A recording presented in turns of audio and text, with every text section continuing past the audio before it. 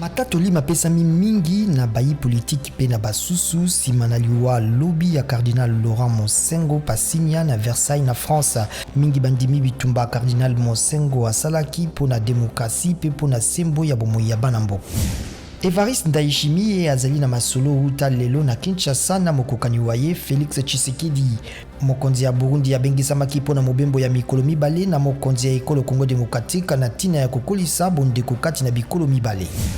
Monganga moko ya Haïti azongaki mboka sima na kosala mingi na Floride na États-Unis akangami po atangamaki na bato tuku mibale na motoba batiami na boloko po na liwa ya président Jovenel Moïse.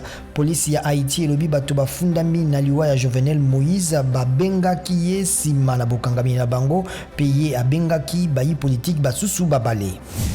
Police ekangi bato tuku motoba na mibale na KwaZulu Natal pe na bisika misusu ya Bobola na Afrique du Sud na Bioma bizali kosalema uto botiami na boloko ya président ya kala Jacob Zuma. Basali eyoma bakangaki nzela ya Durban kino Johannesburg. Jacob Zuma akatelamaki sanza 15 ya boloko po na bozangi kotosa misala ya bosembo.